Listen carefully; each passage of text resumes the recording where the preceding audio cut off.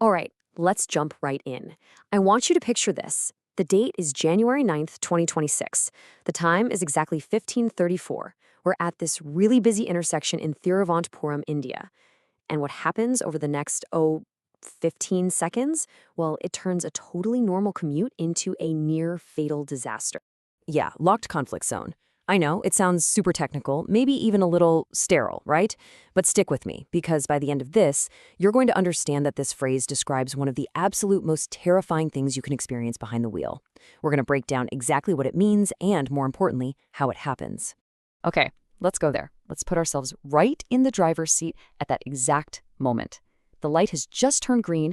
Everything feels completely, totally normal. You know what's truly terrifying? Just how fast it all went down. I mean, look at this timeline. At 0 seconds, everything's fine, just normal traffic. 5 seconds later, a tanker driver makes one single bad decision.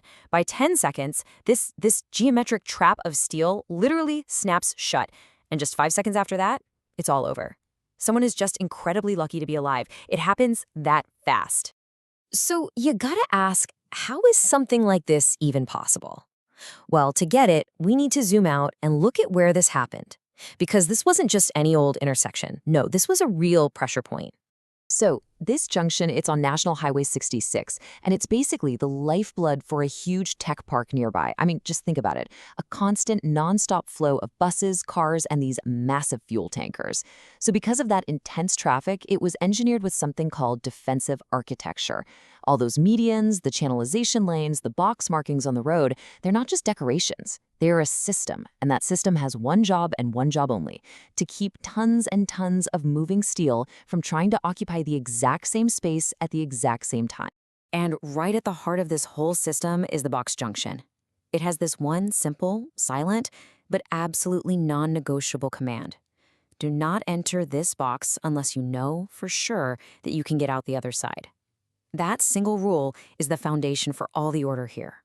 And, well, it's the exact rule that was about to be completely ignored. All right, so let's dissect this thing. Let's see exactly how this trap was set, piece by painful piece. Okay, first up, the bus. You've got a big state-run bus moving forward on the left. Now this thing is huge, right? So its presence immediately eats up a ton of open space. And just like that, you have the first wall of the trap.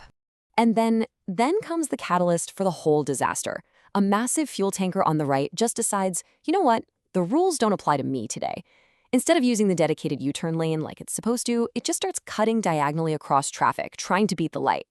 This is the second wall of the trap, and man, it is closing in fast. And bam, just like that, if you're the driver caught in the middle, your entire world just shrinks to nothing. You can't go forward, you can't swerve left, you can't swerve right.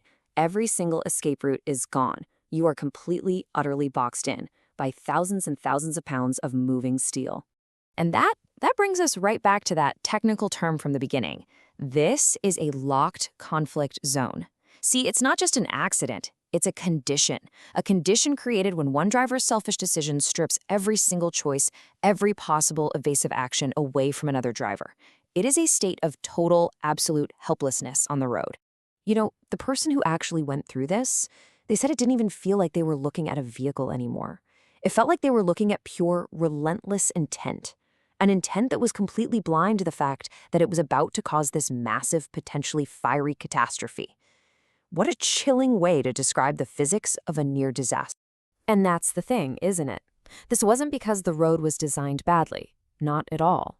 This was a catastrophic failure of human decision-making. I mean, this just lays it out so perfectly.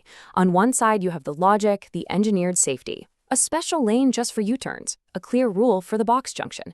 And on the other side, you have human error. One driver deciding to just make an illegal diagonal cut, entering the box with no clearance. It shows you how every single safety feature that was put there was actively, consciously ignored. And this is why it's so important to reframe how we think about stuff like this. This wasn't an accident. It wasn't just some random stroke of bad luck.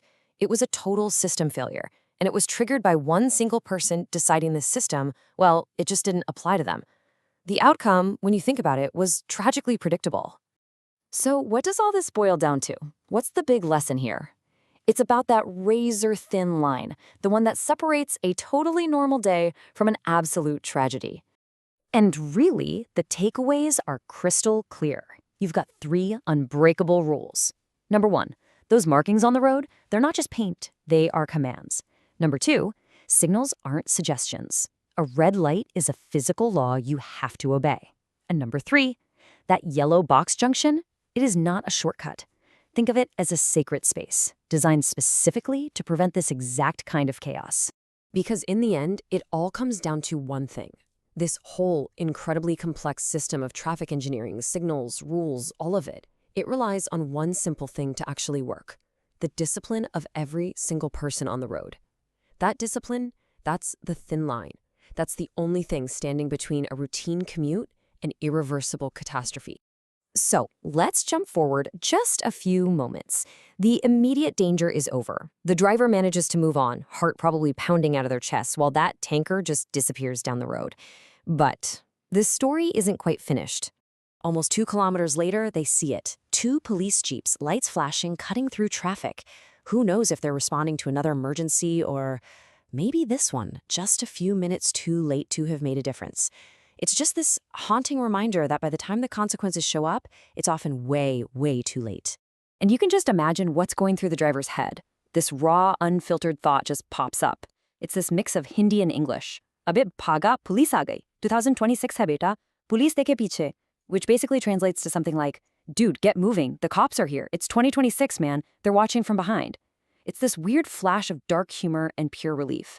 That very human reaction to only think about the law after the real danger has already passed. And so that leaves us with this final kind of chilling question, doesn't it? The driver in this story, they crossed that line into chaos, and by nothing more than pure dumb luck, they got to cross back. But what about the next time? The next time a driver decides the rules are just optional, will the person they trap be anywhere near as lucky?